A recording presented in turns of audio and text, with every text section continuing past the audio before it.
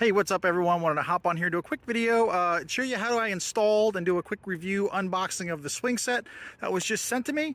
And this is kind of what it looks like when it's finished. So let's go back things up. We'll look into the box and we'll see what's actually in the box.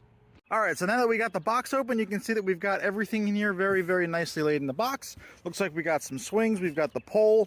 Let's kind of get it all laid out on a table. We'll see what it looks like. All right, so now that we got everything here laid out, we've actually got our hardware over here. We've got the metal, the bars for the structure itself, and then we've actually got all the swings, pieces to the swings, and then we've got the instructions. Now, inside the hardware bag, they do actually give you an Allen key, and they also give you a little wrench here to tighten up all the various nuts that come included. But I hate using wrenches like this. It's nice that they include one if you don't have any tools. But instead, I just grabbed my very own deep 10 and 13 millimeter sockets on a 1/4 inch drive. So this is going to go together a lot quicker than if I were to try using something like this. All right, so we're going to start going through the assembly process here. And one thing I want to say that they did very, very well was they actually numbered everything. So for instance, this is our first step. We need pieces 1, 2, and 4. As you can see, the little circles in there.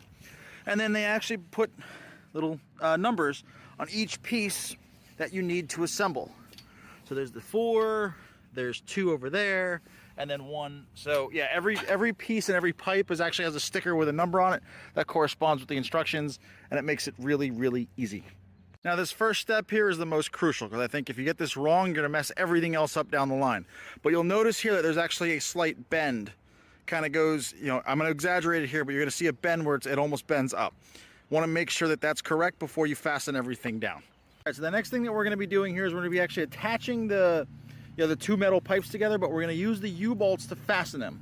But the U-bolts also are what used to attach the swings themselves. I've already done one here, as you can see. I'll show you how to do that on the next one over here.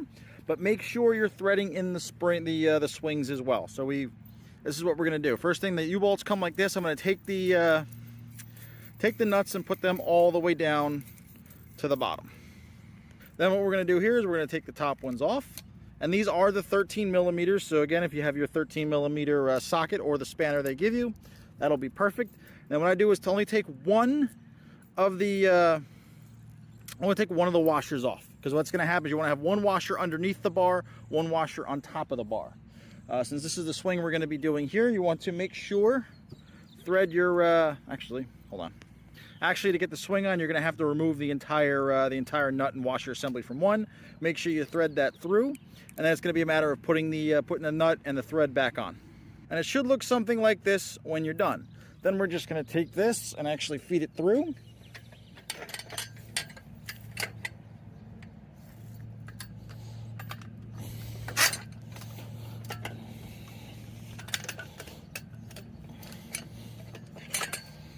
Now when that's through, you should have some threads here sticking out the top. We're just going to add our washers on the top here, get our nuts on hand tight, and then we're just going to tighten them down. Got one there, get this other one here, and then there we go. Now at this point, I should point out that there are actually 2 different sizes of U-bolts. As you'll see, if we line up the threads here on the bottom, you'll see that one's a little bit taller than the other. What you want to do is you want to use the shorter U-bolts on the joints where it's just a single piece of bar. You're going to use the longer U-bolts where you actually have 2 bars joining together. And there's only 2 of the shorter ones for either end where you're going to make your connections. And after we have our top bar assembled with all the ropes and everything in place, it's time to put the legs on over on the side. And this step's easy enough. It's just the bolt here that actually has the Allen key head on it goes through, and then same thing, just make sure that you have a washer on either side and then put the nut on the end. Okay, once we get the lower legs on, it's going to look up here that we're done. We've got everything here set, but we do actually have one more step, and that is to drive these into the ground. Now, if you see, they've kind of got this little helix twist on them.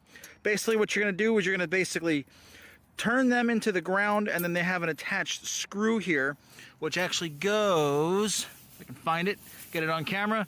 There's a hole in each of the bottom of the 4 legs. So you're going to basically turn it into the ground and then use this to go through and tighten it down. I'm going to use a pair of pliers just so that I can use basically this eyelet and then just get the leverage required to turn that into the ground. Basically, you just got to kind of, just give it a twist, kind of get it started. You'll feel it go in. Then I just grab the pliers and then just kind of come in and give it a twist. It's hard to do it with the tripod off to the side, but you'll get the idea. Come in there, give it a twist until it goes all the way into the ground. And we're gonna do that 4 times. And then once we have all 4 stakes in the ground, we're done. We're up here and we are ready to play. Overall setup time was about an hour, maybe an hour and a half. I was doing it by myself, and overall I'm happy with the quality of the materials. The metal seemed to be high quality. All the mesh on the swing seems to be high quality. I'm happy with the product, and I expect to get very many years of use out of it. Overall, I recommend it. Hey, real quick, if you like what you see in this video and you want to purchase one for yourself, I've left links to everything here in the description. And if you want more no-nonsense, no BS product reviews, be sure to like and subscribe to the channel and hit the bell so you don't miss one.